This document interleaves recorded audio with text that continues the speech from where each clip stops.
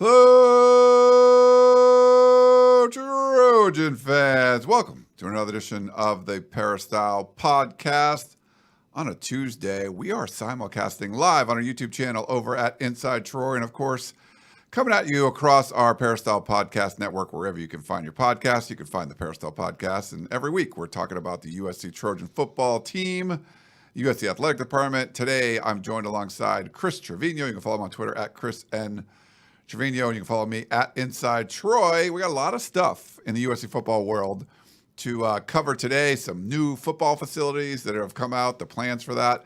I was at an NIL event, House of Victory QBU last night. Big recruiting weekend and more moving up the recruiting rankings. So we're going to get to all of that stuff here on the show. If you have any questions or comments, you can drop us an email, podcast at uscfootball.com. We'd love to hear from you. And you can also call or text us, leave us a voicemail, or send us a text. 424-254-9141 is the number. And if you have that Apple Podcasting app, we really appreciate it. If you can go on there, leave us a 5-star rating and a review.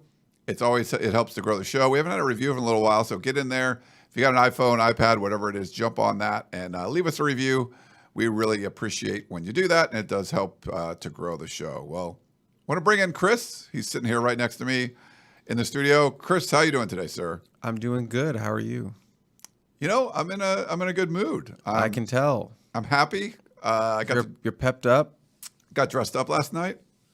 Saw a bunch of fans would come up. You know, boosters and USC people rubbing shoulders with the rich and famous of the NIL world. A lot of former players, a lot of boosters, and a lot of people would come up and say hi, and they've been on the website for a long time. I can't stress how much like that's Ryan's scene. You know, it's like his world. Like he's just a social butterfly. You drop him anywhere, he's gonna have 30 friends by the end of the night. That's just his world and his environment. That is not my world, but I'm lucky that I have Ryan on my team to handle things like that. You're getting more accustomed to it, I think. You're just doing these live shows. It's great. But we had a bunch of people. Someone asked, "Where's Chris?" I'm right here. Last night, but last night where's Chris? There. Yeah. Oh. I'm gonna put up. If you can put up comments, if you're watching us live on YouTube, first of all, we appreciate that. Smash that like and subscribe button over there on our YouTube channel. It does help to grow that and everything. But if you do have any comments, and they're cool, I'll try to put them up on the screen as I'm hosting the show, producing everything. I'll look over there. But if you have a question and you want us to answer later on the show or something comes up, just put question in there, and I will try to start, and we'll get to it later on in the show. And I do want to thank, before we get into things, I got to thank our sponsor, Chris, Trader Joe's. Now, last week, I went down to San Diego. I love fishing, as you know. I like going fishing, Chris. Yep. Went fishing. Took a boat out of San Diego. I'm a boat club called Freedom Boat Club, so I captained a boat. Me and a couple buddies down from San Diego went down to the Mexican waters.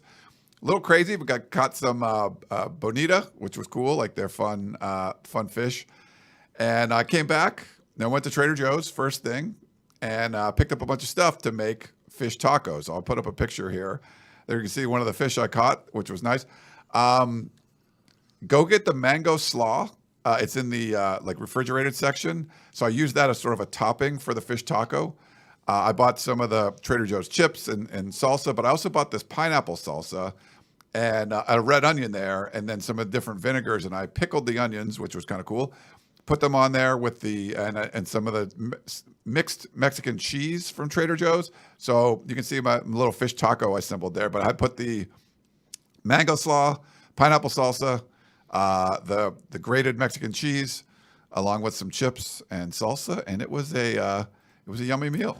So, are you a fish taco guy? Yeah, I am. I don't order them a lot though, but I had an amazing, like the best fish taco of my life in Mexico, and nothing has ever come close to that. So like, I just don't like even try to compete with that. But when you were like fishing and you caught that thing and you're like taking a picture of it, are you like thinking in the back of your mind like this is gonna make a killer Trader Joe's drop for Tuesday? No, are you thinking that? I wasn't thinking about the Trader Joe's drop. I haven't. Like different fish, like the bonita, I guess some people can do sushi with it, but I don't know. It seems like it's more in like the mackerel family than like a tuna family. But my buddy said he made great fish tacos with it, so that's what I did. We cleaned up the fish and everything, and then he made like a mango salsa. So I just went to Trader Joe's and kind of looked around, and I found the mango slaw. I'm like, oh, I'm going to do this. And then I found the pineapple salsa. I'm like, I'm going to do that, and it worked out great. So I was very happy with it. Trader Joe's goes into fish talk, so yeah, two worlds colliding. I love it, yeah, but I totally made the meal with Trader Joe's. I'm actually going to have that for lunch. I have some left over, so I'm going to go that after we do the show. Yeah, so big news coming out. I guess we could do the whole. How many times do we answer like when is the football facility going to be announced? If we talked last week, they announced the new soccer stadium and lacrosse stadium, which looks really cool. I just put it, if you're watching on YouTube, I put a picture up there. But Carol Folt, USC, they come out, and now there's going to be football facility upgrades as well. So I'll put up a picture of one of the renderings that they gave us there. But yeah, apparently it's going to be pretty cool. 2 football fields, training center, all this kind of stuff. USC fans been waiting for this for a while, Chris, of what they would see in there. It's going to be, the Dado baseball field will be upgraded too. Rotated 90 degrees. Yeah, rotated 90 degrees. I'll put a picture of that up. 3 stories. 3 stories, yeah. So they said it's going to 3-level performance center, rooftop hospitality deck, player lounge, with a second full-length practice field, student-athlete-centric spaces, new locker room, multiple player lounges, recovery hub, nutritional support, sports science services, a weight room, training room, and equipment room, team auditorium, position meeting rooms, recruiting areas, staff offices, and flexible space for future growth. Head coach Lincoln Riley said it's an absolute game changer for our program. It will be the perfect home for our team and give our players every opportunity to be successful. So, Chris, wanted to kind of get your thoughts on this new proposed athletic facility. I made this point on the Reign of Troy show last night, which I was on. Go check that out. But I made this point that, when you look at USC as a football program, there's a lot of boxes that you check off or don't check off when it comes to looking at a program, and specifically USC. They always will have location checked off. It's a pristine location. Always will have recruiting landscape. Southern California can't get any better than that. Coaching has not been checked off for quite a while, but give it 2 check marks now with Lincoln Riley and such. Facilities where one of those boxes that were not checked off, and obviously you still can't check it off until the building is actually open for business, but USC has moved in the right direction. This is something that was sorely needed with USC. New facilities, specifically football facilities, because, what was McKay Center? What was that, 2012? That just feels outdated, even though it's 11 years ago. That in this day and age in college football with facilities and arms races, the newer gets newer. So USC, I'm assuming this building is going to be state-of-the-art, multi-million dollars, all the bells and whistles. It's going to blow a lot of things out of the water across the country until someone builds the newest and better thing. But right now, USC is in the game when it comes to facilities in this big, important project that they're undertaking to show that they're serious about football and upgrading that. You went out, got Lincoln Riley, you're serious about football. You went out, you moved to the Big Ten, you're serious about football. You're building a brand spanking new football facility, you're serious about football. So all the things that administration is doing in the athletic department shows that they are serious about football. For sure. And that the John McKay Center, which looks really cool, it just was sort of coming in those times. This was the Pat Hayden era thing. Lane Kiffin was the head coach at the time and literally didn't have the foresight to anticipate any sort of growth. Like that was back in the day when you had like one recruiting analyst. There's just not enough office space in that building for the football team. They basically had what's Lane Kiffin's staff right now? Okay, that many offices we'll have. And that, I mean, it just doesn't work. And they were trying to, squeeze people in the Heritage Hall and all that.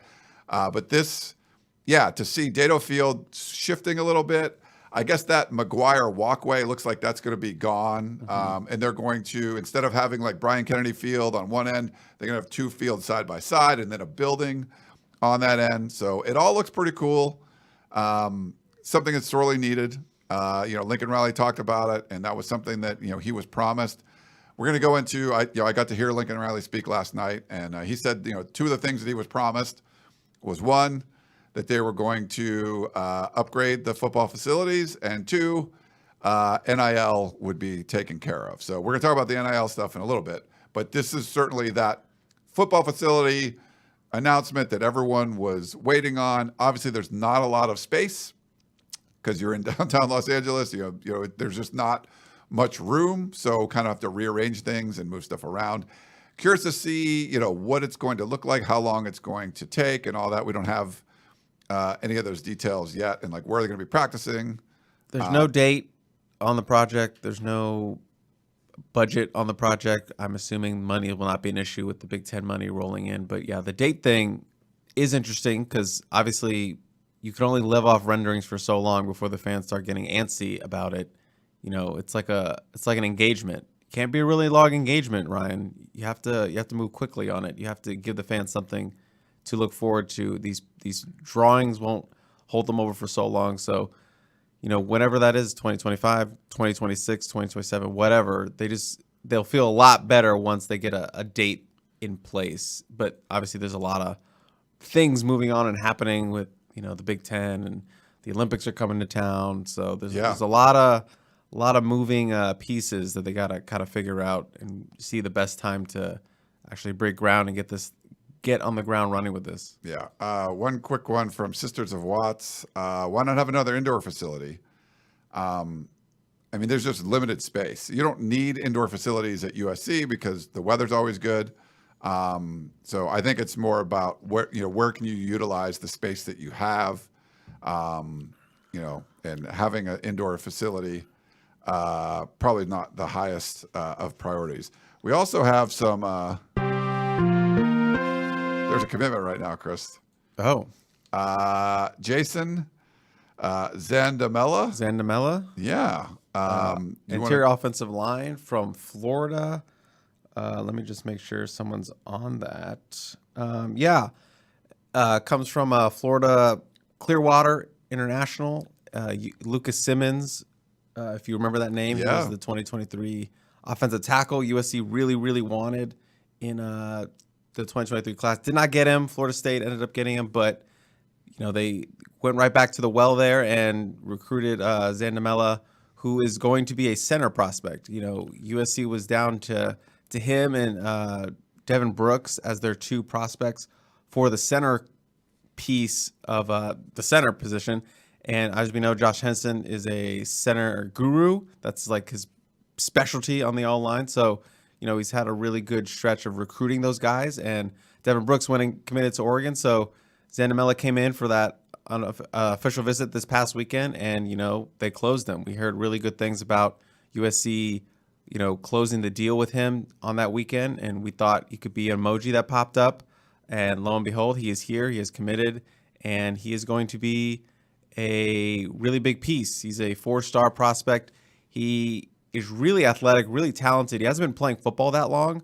I believe he comes from Africa. I believe Ghana, but he's a transfer international prospect like Lucas Simmons, who came from Norway or Sweden, I think. So that program in Clearwater, they get a lot of international guys and coach them up to be football players. So he's got a lot of physical attributes that you love. Still needs to learn the game more, but he's going to be a good one for Josh Henson, and it's a really good pickup for that O-line class, and they're trying to lock that thing down. So he becomes the third offensive lineman in this class with Hayden Treater and Manasa Itite, who also comes from Africa, Dominican of Congo, Republic of Congo. Yeah, the Republic of Congo. So USC built a little international pipeline going on here. So really good pickup for them. Yeah, good stuff. I just tweeted out that we were talking about it live because Gerard was tweeting it. So thanks for everyone in the chat. Obviously when we start doing the show, we're not really looking at social media or anything right now. You can check your phones and everything. But thank you for pointing that out. So we got a little breaking news while the show is live. Pick up another commitment, and let me put up the rankings for you. Before that commitment, USC had 11, so that will be up to 12. So that's going to put them in the top 10 of classes right now. Yeah, and I'm putting up the Pac-12 rankings right now. If you look at the top, Oregon's there, 11 four-star players. They're going to get mad at you. They don't care about the Pac-10 anymore. Okay. They want a new Big 12. 16, Big 10. 16 commitments. Stanford's actually second with 22, and they're number 9 overall in the country. I forgot what Oregon was. I didn't look. USC, before this commitment, was number 12. So it'll be interesting to see, does USC go up to like 10? They could potentially go to like 8 and jump Stanford. But yes, that's another big commitment there. So USC keeps climbing. If you remember, number 57 back when the month started and moved all the way up. Now potentially in the top 10. So pretty good there. Chris doing his work. So good stuff there. I want to go into this House of Victory event. We're going to talk about a little more recruiting in a minute with the Golden Hour visit weekend and all that. So we'll kind of get a quick update from Chris. Also, we have a little announcement to make, if Chris is okay to say this. I just did a live show this morning for the Podcast of Champions, the Pac-12 podcast. If you want to go check that out, pac12podcast.com. We put that all across the 24/7 Sports Network. Today, we're doing the live show here, the Peristyle Podcast with Chris and I. But tomorrow, you get your Composite 2-Star Recruits podcast. We're going to do a little off-site, remote kind of meeting with me and Gerard and Chris, and going to do a live Composite 2-Star Recruits podcast remotely. But we're going to get Gerard and Chris and me all in the same room. Hopefully the setup, I'll be able to set this up okay, and do a live show just like this, but we'll have Gerard and we'll have Chris, and they'll be talking recruiting for, hours, because that's what they normally do. Now they got a new commitment to talk about, so that'll add another hour or something to the show. So make sure to check it out tomorrow, 3 p.m. Pacific time, on Wednesday, June 21st. So we will do another live Peristyle podcast, but this is the Composite 2-Star Recruits podcast. And I probably won't be on. I'll just probably produce it, but I'll be there and listen to those guys. So I think you guys will enjoy it. Any thoughts on that, Chris? You cool with it? Not really. My brain is going a million miles an hour. I am hesitant to commit to that because I'm worried we don't have the technology to pull this off, but you say we do. So I'm just telling you, you mess with our Composite 2-Star fans and they're nut being this podcast, they're going to come after you because if everything goes wrong tomorrow and we can't do it. Oh, we're doing. I'm just saying if there's no podcast for them on Thursday, they're going to come and burn your house down. First of all, it'll be up faster because I'm going to be producing it. Sure. So it'll go up quick. Whatever you say. I'm not doing all the timestamp stuff that you do. Oh, okay. You can do that. You can add No, I don't do timestamps on live shows. That's the rule. I don't do timestamps on live. But the worst case, it'll just be recorded and not go live. But we will do our best to go live with the Cilantro crew. So I'm looking forward to that. Okay, so last night, there was an event at Via. It's this part of the Marriott Newport Beach schwanky hotel venue for House of Victory, and they call it QBU. And it was a NIL event, a fundraiser. Like you have these political fundraisers, you're raising money. This was a fundraiser for USC students. It was focusing on quarterbacks. So that was kind of the theme of it. It was emceed by Rodney Peete, former USC quarterback. But you had a lot of former quarterbacks. I'll kind of go through the whole list of everybody that was there. It was an event that if you wanted to buy a table, it was $20,000. If you wanted to buy an individual ticket, it was $2,500. So this was definitely an attempt to raise some money. Looked like a full house to me. They had a little cocktail kind of hour outside. I'll put a picture up of that. Trojan marching band came by. And so people outside, having some drinks, running into people. The 4 featured speakers were, and I'll put a picture up of them, Lincoln Riley, USC head coach, Lindsey Gottlieb, the USC women's basketball coach, Dayton Blanton, the USC women's beach volleyball coach, and Andy Enfield, the USC basketball coach, men's basketball coach. And you can see Joel Klatt was running that panel. But it was a really cool event, really featuring the quarterbacks. I'll put all of the they had all the current quarterbacks were there. So, and so you had Caleb Williams, Jake Jensen, Miller Moss, and Malachi Nelson. All those guys were there. Plus you had like Rodney Peete and, Carson Palmer, Matt Barkley, Cody Kessler, Max Brown, just a whole bunch of, all these former quarterbacks that were there. So it was cool to see. I got to talk with a lot of those guys. Almost every quarter. Oh, Mark Sanchez. Mark Sanchez was there too. Got to talk to most of those guys, just pull them aside. So it was great. I haven't talked to Carson Palmer in a while. He's in Idaho now, but he's actually announced that he's moving back. So he's coming back to Orange County. Mark Sanchez just got married, so that was kind of cool. John David Booty, I used to love talking to him. It was great to see him again. He's doing like commercial real estate down in Orange County. The Khalil brothers, if you guys remember recruiting, they both went to Servite High School, but came out from Corona. Matt Khalil and Ryan Khalil, they're both there. Ryan Khalil's like in movie production. He was part of White Man Can't Jump, that production team. Matt Khalil has this tequila company, and I'm blanking on the name right now, but we're gonna get both those guys on, I think, and talk about that. And he had his tequila there, so I got to check that out. But a lot of heavy hitters from USC. Brandon Hancock came out there. They had Jake Olson was around. It was a really cool event to see all those former USC players at once. And then they had a bunch of different panels.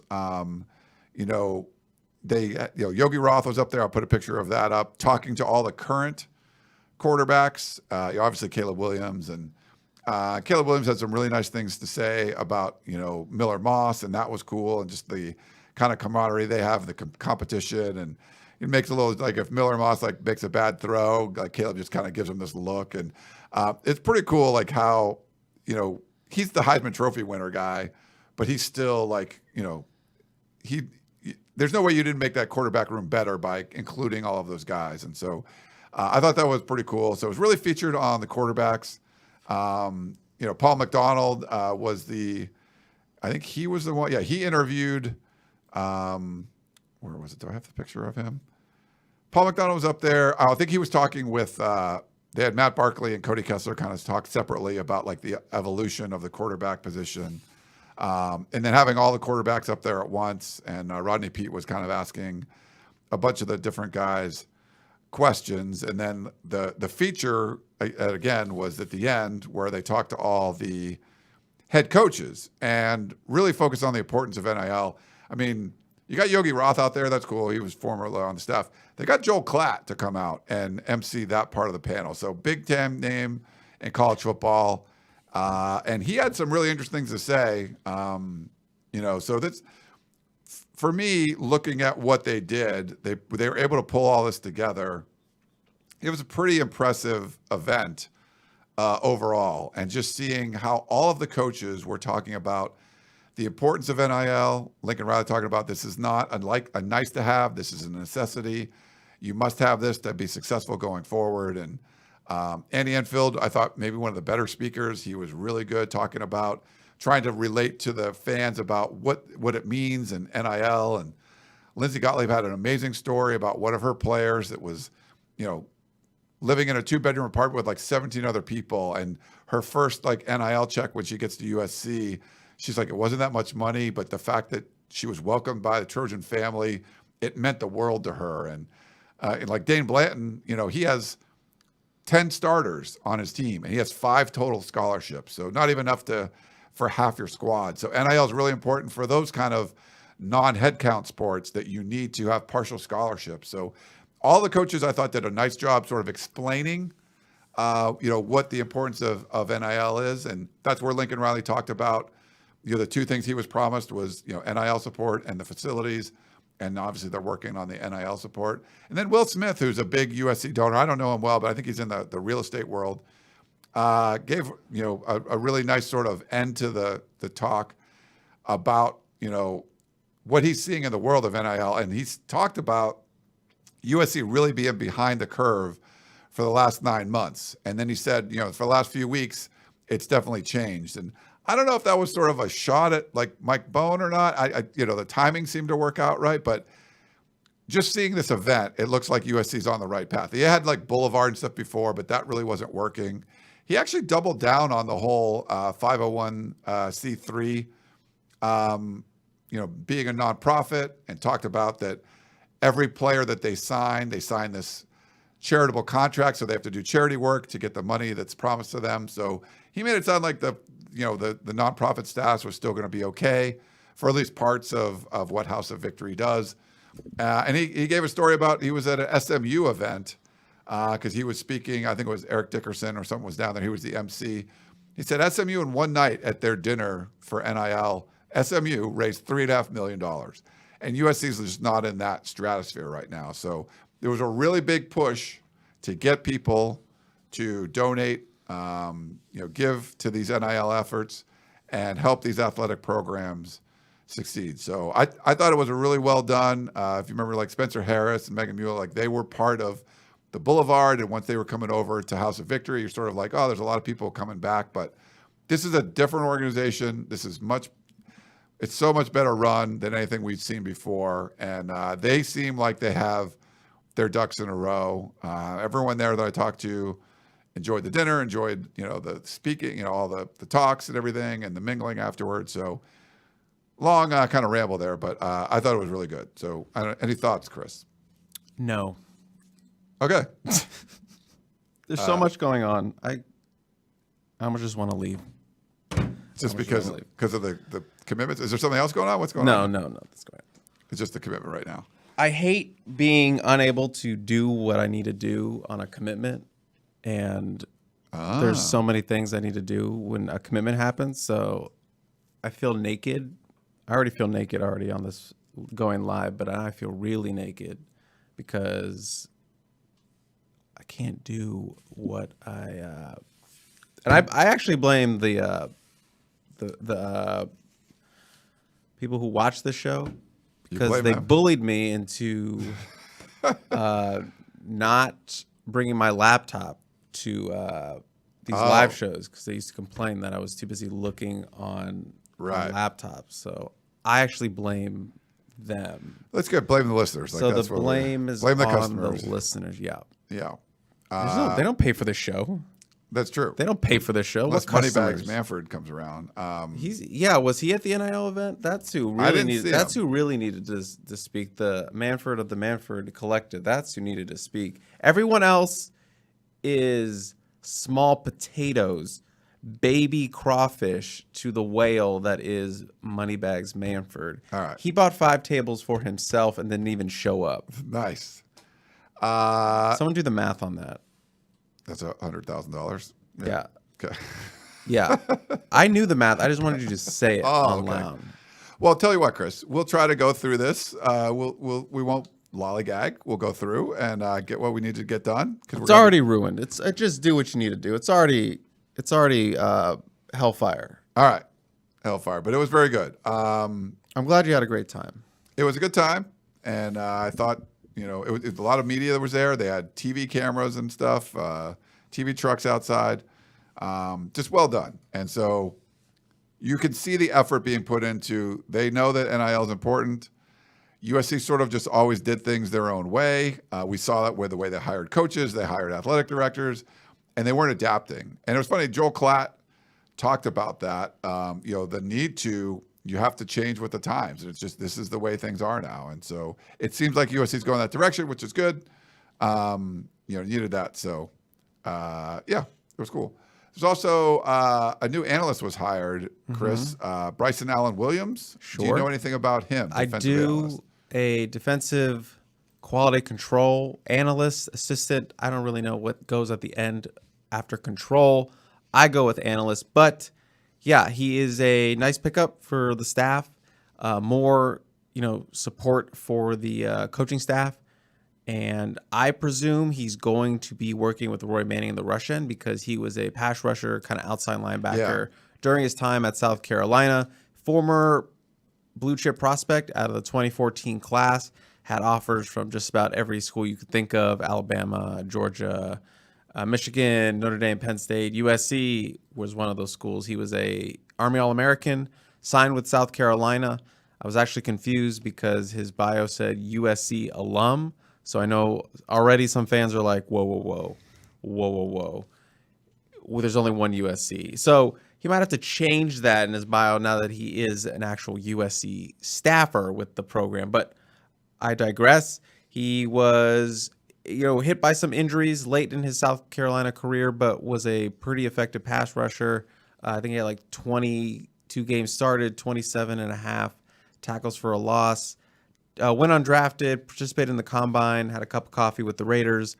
But he comes to USC from North Carolina, where he was a graduate defensive assistant. Yeah. And so he's working with the defensive line and outside linebackers there. So he has a little bit of experience. He was somewhere before that. I'm blanking on the school, but it was a small-time school. He was there for about 2 years as a graduate assistant. Moved up to North Carolina, worked with their defense. He was only there for a couple months before he's taken this job with USC. So I think he saw the opportunity to be a part of the Trojans and Lincoln Riley staff. The other important part, I think, of this, obviously Roy Manning, not that he needs help, but there's a lot of people in that room now with the rush end spot. So just another pair of hands to help. You can break them up, work with half the guys and get more coaching and double in one practice. So there's a lot of bodies in that room. Jamel Muhammad, Romello Height, Anthony Lucas will be shifting there. Sam Green, Braylon Shelby, David Peavy. You got options there. So I think another pair of hands is great to have in there. And the other thing is he is a Georgia native, and I think that could be important with USC's recruiting. USC has obviously been trying.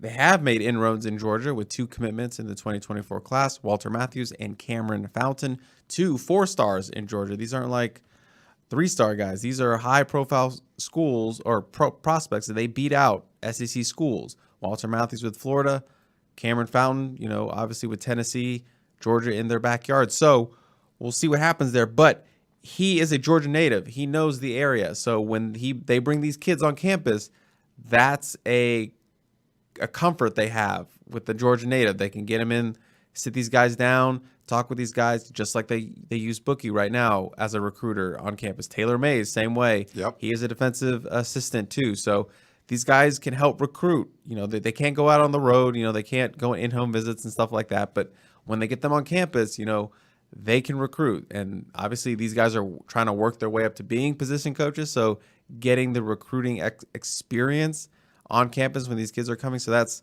I think, will help them when they're recruiting in that Peach State more often. They get these kids on campus. They have a little piece of home away with a guy who knows the area, knows Georgia life, and was also a big-time college football player. So, yeah, cool. I think it's a good pickup. All right, another defensive analyst there. USC fans will be happy about that. It's also the Golden Hour visit weekend, another big USC recruiting weekend. Obviously, just picked up a commitment earlier in the show when we were talking about that. I looked at the latest rankings, Chris. It did move USC up to number 10 in the country, still 3rd in the Pac-12. So Oregon's 8th, Stanford's 9th, and USC's 10th. USC is 0.04 behind Stanford, so that'll likely change. And then, I think 15 or so points behind Oregon. I'm telling you, they don't care. What is the Big Ten rankings? I think there were 5 going before this commitment. So Big Ten, look at Michigan's number 2.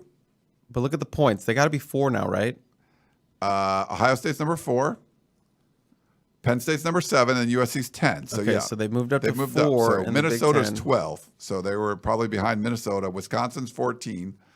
So number 4, but they're in the top 10 nationally, which is good. But I think can easily pass.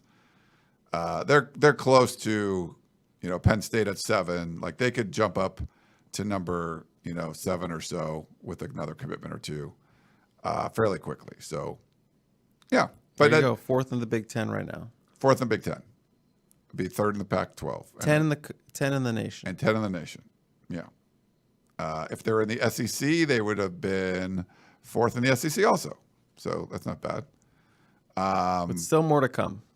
More to come, sure. But what did your overall thoughts? It's been 3 really big recruiting weekends. Like the 2 weekends ago wasn't huge, but 2 really big they're ones. big for different reasons. The first one, obviously, it's the kind of appetizer. You got 6 commitments in a span of like 72 hours.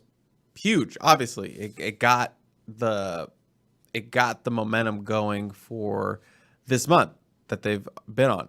The next weekend, obviously, not as many kids. It was just 2 kids in Peyton Woodyard and Kingston William Asa, but it's big because those are 2 really high-profile guys that they want in this class. Peyton is obviously committed to Georgia.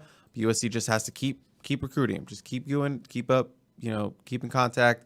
And then Kingston is obviously their number 1 linebacker on the board for that Mike spot. They want to bring in, stack that class. Tackett Curtis the year before. They need more bodies at linebacker for this class. So he's number 1 for them. Obviously battling Notre Dame and Ohio State. It was a big, they think they made a move with him, but, he was going to always take all of his visits. So it's like if they had closed him on that visit, yeah, more power to you. But he was always going to go through the process, I feel like. So just took his Notre Dame visit, has Ohio State this weekend. So we'll know shortly where he stands, obviously which school he's going to pick. But, USC got their best shot in with him. I think they did really well. But obviously Notre Dame, Ohio State, no slouches in this recruitment. So that one's going to be interesting. But it was big just because, it was the intimate visit. They had 2 really high-profile guys that they wanted. The whole staff was involved. This was like a full staff recruitment for both these guys. You bring Troy Polamalu in. Obviously, you're bringing out a big gun for these guys. And then obviously the Golden Hour this weekend, just the most pure number of guys that they've had on campus. You had the big luau at Lincoln Riley's house. You had the big Golden Hour event at the Coliseum. It's nighttime. It's beautiful skyline, taking photos. Everyone's there having a good time. And then you step it up from last year with the yacht party. People were raving about the yacht. Ryan, have you ever been on a yacht? You look like a man who's, knows his way around a rock. I partied on some boats. Yeah, you party on some boats in your day. He's being modest. He knows a thing or two about partying on boats. I don't know if there was any fishing, Ryan. I didn't know if they could bring you on. Fishing. They can have a little fishing corner. Like, hey, any of the recruits want to fish? Maybe for next time. But yeah, I mean, it's just setting a new bar because obviously the Golden Hour last year set this ridiculous bar, and it blew everyone away. And they got a lot of commitments out of that. You do it again, but you do it better, and you do it. Annie Hansen and her staff, they crushed it this weekend with getting everything in place and setting everything up and making sure everyone had a good time and everything with so much organization and promptness. And yeah, it was a great weekend for a lot of kids, and a lot of kids were blown away, and they got some commitments out of that. They got some silence out of that. So they did what they needed to do and, made a very memorable experience, and they crushed it. Yeah. And it's funny, like guys like Gavin Morris, if you watch him on his Instagram feed, he was a busy man. I ran into him last night at the NIL event. I mean, he was doing all the USC stuff, yachts, and they're playing cards, doing all this stuff. He went to the U.S. Open, and there were some USC players at that. I mean, he was all over the place. And then at the NIL event last night, he was pretty wiped out. So good job there. Real quick, and I know you've talked about this, Ozzie says, this class will be playing in the Pac-12. Why include them in the Pac-12 rankings? USC is in the Pac-12 for over a year. So that's why I'm including him in the Pac-12 rankings. The Pac-12 still exists. USC's still a part of it. There's only one more football season. But right now, that's still your peers that you are competing against. USC's playing Oregon. Like, you're recruiting against the Pac-12 schools more than you're recruiting against the Big 12 schools. I mean, the Big 10 schools. I keep saying Big 12 too. Yeah. Because we say Big 12 a lot because of the whole expansion thing. The Pac-12 needs to sign some kind of media rights deal, and then I'll stop saying Big 12 because we just keep talking about the Big 12. But they're not competing against the Big 10 in the same way. That they will be probably for the class of 2025 and beyond. But for right now, they're still in Pac-12. It's over a year before USC leaves for the Big 10. So I would say that is why I would use that. Ryan, you make a lot of good points, but I got tired of making this argument with people, so I just caved in and I just only focus on the Big 10 rankings. But more power to you. More power to you for trying to stick with the logic. But I just gave in. It's easier. I got maybe in 3 months you'll change your tune. It could be, but it's still more than a year. It's not even like now it's a year and like 2 weeks, but it's still more than a year before USC goes in the Big 10. Just so you guys know that. Any other thoughts on the? They're gonna turn on you. Golden hour. They can turn on you. That's fine. They turn on you for blaming them. For calling everything. them degenerates. We had over 200 people. How many have we got now? Oh, yeah, like 220 something people. Not degenerates, spending their time. Look, if it had been yesterday when everyone was off work, I would not have called them degenerates. We had somebody said he was watching this show while he was shopping at Trader Joe's. So that is wow. Cool. Yeah. Wow. That's pretty cool. Do we have like a deal of like you do that, they'll give you like 10% off? We should. Like you pull up the show and like, hey, look, they were like, this is a crazy man. Get him out of this store. But you should reach out to someone about that. You should be reach out to, yeah. If I'm watching this show while I'm shopping, I should get like 10% off. Especially during the live read. If you're during the live read, be like, look, can I get like a free mini tub of what are those? The peanut butter cups. Oh yeah, the peanut butter cups are so good. Not the dark chocolate, the milk chocolate, but whatever. Different strokes for different folks. Yeah. Nice. All right. I think that's all. Any other newsy stuff, Chris?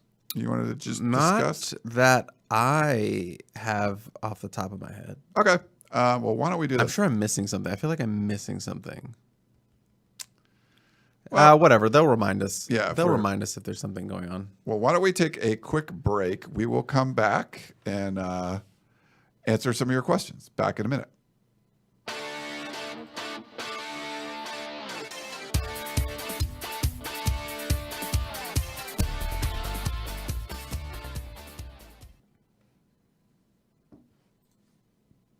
All right, we're back here on the Peristyle Podcast. We are live on our YouTube channel at Inside Troy and, of course, across the Peristyle Podcast Network. Wherever you can get your podcast, you can listen to the Peristyle Podcast. If you're not a subscriber to USCFootball.com, this is a perfect time. We are offering half off a VIP membership. It's great. You will love it. I posted tons of notes from the House of Victory event. We got he did on the Peristyle. Make sure you go check that out. If you're a subscriber, you can read all of it. The War Room every Friday is worth the price just to that. But it's a great deal. If you haven't checked it out, you will be the most informed USC fan at your office, in your block, wherever you assemble. If you go to the football games, you'll know more than the people around you. Trust me, and go check it out. So lots of great content, and we got some exciting announcements and stuff coming for the site, growing the site. Later on, probably sometime in July, we'll let you know what's going on with that. But very excited for all of that, and excited to bring you guys more content. And if you want to get on there, I love that you guys listen to the show or watch the show. But USCFootball.com, get in there, be a subscriber, and you will not regret it. All right, we gotta get some questions, Chris. Okay. 3 simple words. You've got mail. Woohoo! All right, I always forget to play that drop. We got a couple text questions. First one is from Eddie from Orange. He says, what school is easier to travel to from LA, Washington State or Maryland? And he says, P.S. still bummed about the C2 composite two-star recruits pod was under 4 hours last week. Yep. And he sent a sad face emoji. That's on Ryan as I pointed out. It's not on me. Solid. Yeah, I don't know how to do voicemails. I don't know how to access this. You could figure it out. I'm not a serious person on this show. He said easier to get to Washington or Maryland. Washington State, so Pullman, Okay. which you can fly to Spokane and then drive. You might be able to fly to Moscow, Idaho. I'm not sure, but I think you have to fly to Spokane and drive. But it involves probably two flights and a drive. I'm insulted by this question just because it is so easy to get to Maryland from California. Yeah. You could just fly into BWI, straight direct, and you're there. It's like a 6-7 hour flight or whatever. Not that long. Time is weird on the plane for me. But You're you have going to with the Jetstream. you have to fly to a place called Moscow No, I to don't think get Moscow. to Pullman. It's in Idaho, yeah. I don't even think you can fly to Moscow. I don't remember, but you're probably flying to Spokane. You can though. You can do that. Oh, you can? Okay. But I'm saying wasn't the murderer from that? Never mind. The murderer? There was a serial killer that killed some people up in was it Washington State, Wazoo? And he was like hiding and he drove from Moscow, Idaho. Everyone thinks I'm crazy. It's literally like they're across. Yeah, someone right in the next to each chat. other. I sound unhinged here, but someone in the chat knows what I'm talking about. Okay. That college campus murderer from like 6 months ago. But I digress. It might have been at the University of Idaho or Boise State or something. It was something. It was some school. It up might have been there. Idaho, It might have been Idaho. Whatever. But the point is, you can literally get to Maryland on a direct flight. You don't. Yes, it's longer, but it's going to be a direct flight. You don't need to take multiple flights. You don't need to go and drive 3 hours. Mark says, "Who the heck wants to go to Maryland?" LOL. I do, Now Mark. you don't want to be insulted by Chris. This is not the do. way. Someone said Ted Bundy. No, it's not Ted Bundy. No, it was University of Idaho. Yeah, there was one at University of Idaho. Yeah. Okay. We'll watch the Netflix documentary in a year from now. Cool. All right. Well, thank you Cool. for that one, Eddie. We also had Ben in LA. Which wide receiver on the current roster has the best chance of becoming a first-round pick? That is draft eligible, or you mean in general? I think in any receiver on the roster. I would say, are we counting Deuce Robinson as a wide receiver or a tight end? I will allow it. That being said, I think it's Deuce or Zach Branch. I think it's Deuce or Zach Branch, just because Yeah. I will never bet against Zach Branch. A freak of nature. Did you see that clip of him like running? He got to like 22 miles per hour or something like that, which is like just off the world record or something like that. Like outrageous. Obviously not very big, but man, that guy is electric.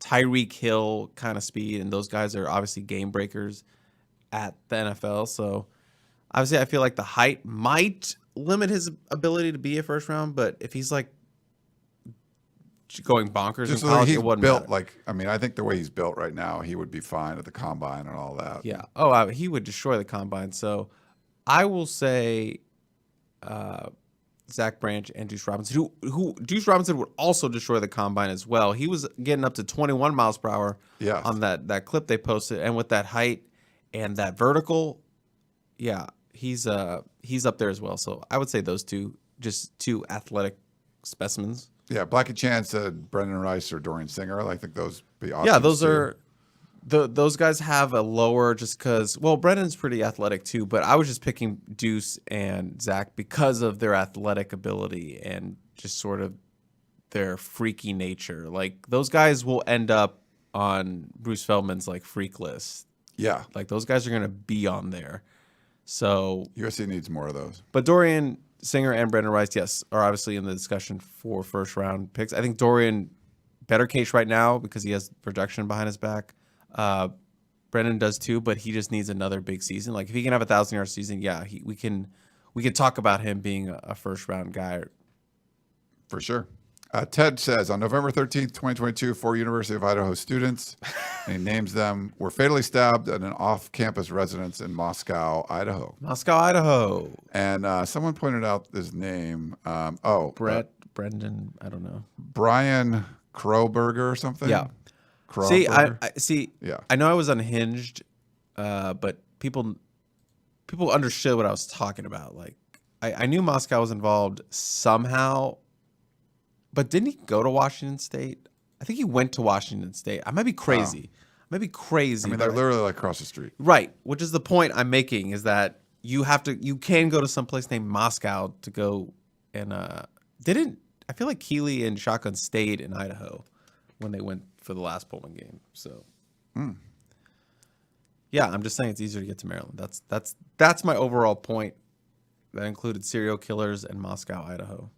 All right. We'll do some questions from the chat as well. Let's see. Let's start with Larry. Greetings, gentlemen. Greetings. What is the realistic number of recruits SC takes in the 24 class? So there's no cap, obviously, so you can take as many as you want. My estimate is like 23. Yeah, I think they want to get to like 20 by the end of the summer, and then kind of you play from there. If you fill in some more big fish, you try to flip or anything like that. So I'm saying like 19, 20 is the range you're trying to get to by the end of this summer, and then 23, 24, 22. That's kind of my estimate right now. Yeah, the chat's saying that he did go to Washington State and then he went to Idaho to hunt those students. So, way to go, Chris. Murder talk. Doing well. And Fish talk, murder talk, serial killer talk, Moscow talk, all on the Peristyle Podcast. Blackie Chan, what recruits do you think people should be talking about more? So is that like commit or like any recruit, someone who needs to be talked about more? Who's not getting the buzz, the love that they deserve? I mean, if we're talking about like signees, I think Kate Eldridge is not being talked about more. Like, guy was like 6'4.5", playing running back in high school. Like, the guy is versatile. The guy is a good athlete, and I think he's going to do some special things at that H-back position. I can't wait to see him on campus because obviously he comes from a small town at Washington. Never seen him in person, so I'm excited to see what he looks like on campus when I first see him. So that's like a recruit, but he's also a signee, so he's technically a freshman. So maybe not him. I'm trying to think of I'm blanking on anyone. That's my answer. We'll go with it. I like it. Okay. Yeah, that's a good one. Blackie also wanted to know, do you think USC showed the recruits a more in-depth layout of the new facilities? I don't think so. I think they would probably see the same thing that the public was seeing. They also would have showed the public that because you would want that out there for recruits who aren't on the visit. Yeah. You would just want to get that out on Twitter and trending and stuff. So, yeah, I'm going to assume no. Yeah. I think you got those runs. It took a while. A lot went into that. And it's funny, we were talking about this at the NIL event with some of the people that were there. Obviously, Mike Bone, like the resigning and all the scandal and everything going on. There was a lot of the stuff that was in place. Since Mike Bone has stepped away, new facilities been announced, the Big Ten schedule and all that. So there was a lot of stuff, a lot of work that was being done before, and it just sort of like, when was this stuff going to get revealed? And it came out. But this was a big one, and I think USC fans should be happy. It looks like it's going to do very well. Let's go to Danny. Says, in the past, USC NIL money wasn't going to high schoolers, but has it now shifted? My understanding is no. That's just not, listening to Will Smith talk, listening to all the speakers last night. I mean, they're signing, I think they've signed like 200 USC athletes. They're focused on signing the players, the current players, men, women, different sports. They'll sign them to these contracts, get charity events going, and they get paid for it and all of that.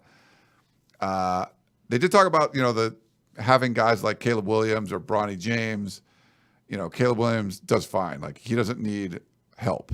Bronny James has 7 million Instagram followers. He can make a crap load of money just by posting. Not by, he doesn't need USC IL money. But yeah, they're not focused on high schoolers. They're focused on current players. Have you heard anything different from that? No. Yeah. I know people want bags of money for high school players, but that's just not the way it's going to work. I want bags of money.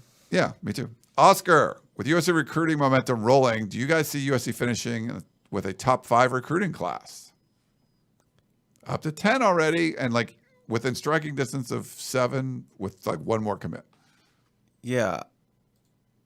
I can see it. I think we were asked about this. You didn't think so before. Yeah, I mean, said yes, you said no. Just because I think it'll take a 5-star to help like solidify a top 5 spot. Yeah. I was very like on the fence about it. Like I was like 6 or 7 kind of deal, but obviously the momentum is there. We have to see what happens during the season. They get Mikey Matthews, the Georgia 5-star receiver is kind of like the only main 5-star that they're kind of really in the picture for. You could argue Taylor Tatum might move up to 5-star range as the number 1 running back in the country. Excuse me, not the conference, the country. Don't talk about the conference. It's just a really which conference? It's just a really weak running back class. We'll see what happens with Mikey Matthews, but yeah, I would say there's a pretty good shot with the pace they're on now that they can finish top 5. But again, there's a lot of teams that are going to be competing for that top 5. Yeah. There are some really good recruiting classes out there that are going to be competing for that. So I think they need a 5-star to give them that juice to finish in the top 5. I agree with you there. Eddie wants to know, why has Chris censored my voicemails the last 2 weeks? Am I canceled?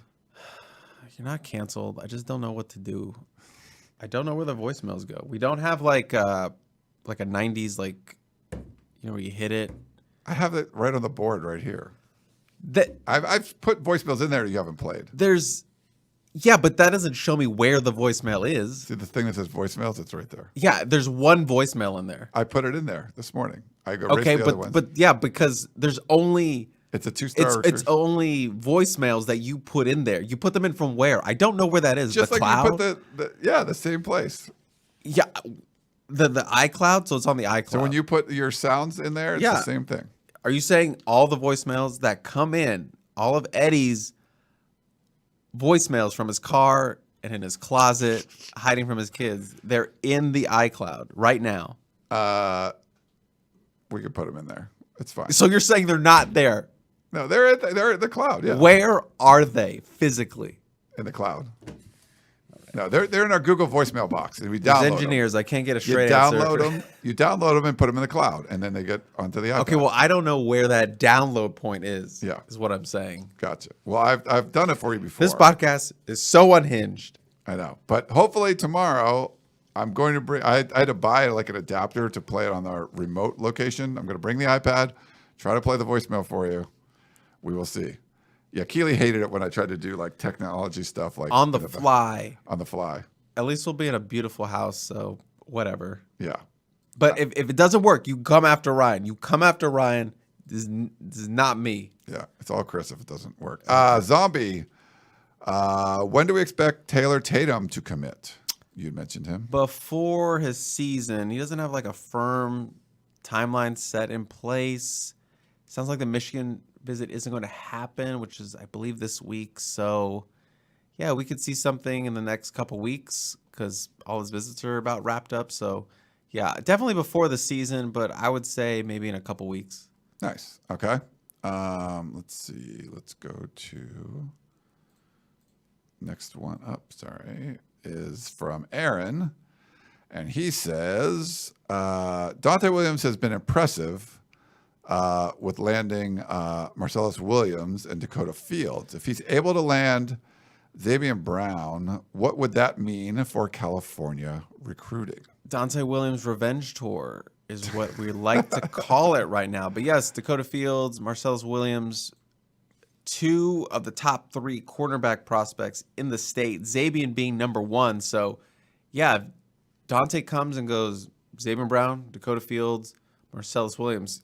It's basically a big, like, stay out of my area.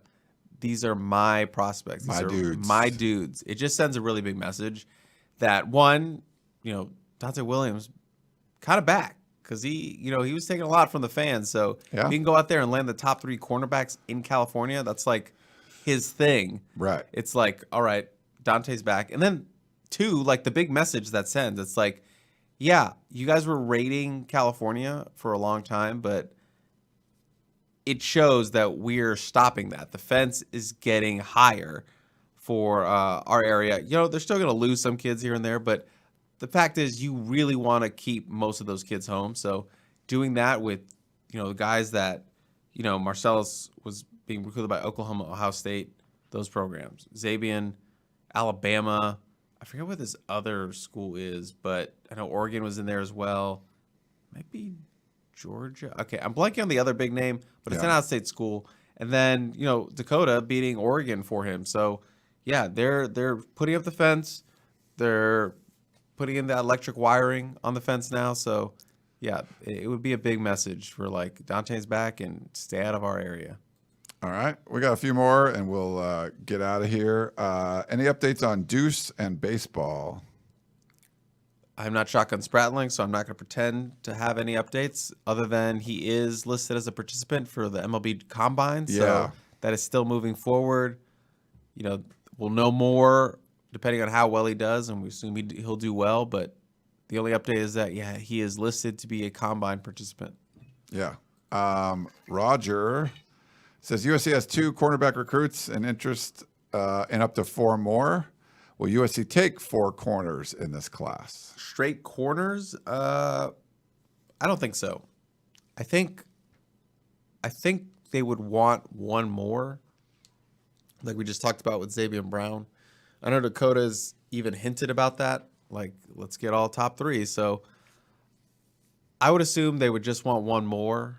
But Dante always likes to overfill his position. He likes to just recruit, which is obviously a thing in the Clay Helton era because everyone else was not recruiting their position well.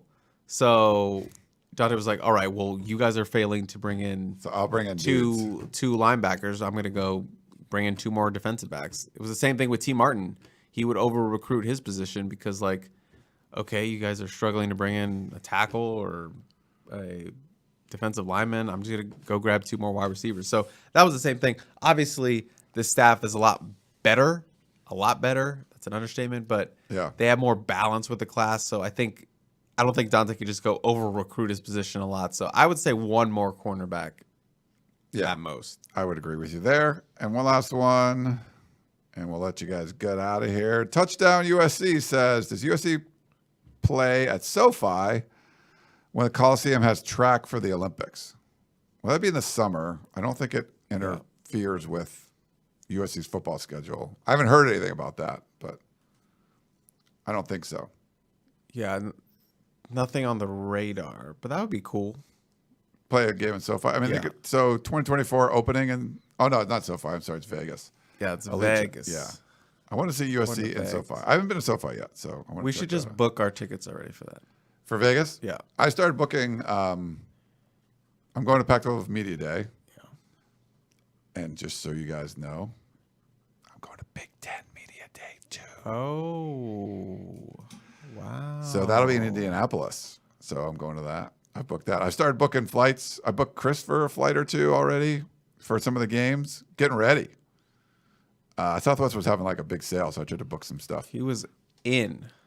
Yeah, I'm in, booking stuff. We're getting ready. And then next year, 2024, man, those are going to be some flights all over the place. Maryland, we're going to be going to Baltimore. Woo! My sister's in the area, so I have a reason to really? go. Yeah. Oh, really? Alexandria, Virginia, yeah. The big, like, so of the DMV, like, the M is like the 3rd best, right? Like, it's like DC, then Virginia, then. I wouldn't say so Maryland. because it's literally in the middle, so it's second. But it all depends on how you view it. Yeah. It all depends on how you view it. All right. Well, We have to do our screen cap. Yeah, what do you want to do? This has been such an unhinged pod. I kind of just want you to be doing your classic Ryan smiles, thumbs up, and I just want to be like down here. All right, I think that's a good one. All right. For Chris Trevino, I am Ryan Abraham. This is the Peristyle Podcast. Don't forget, 50% off VIP membership over at uscfootball.com. And Wednesday, 3 p.m. Pacific time. Yeah, I know it's Pac-12 time, but we're going to still talk about it because we're in the Pacific time zone.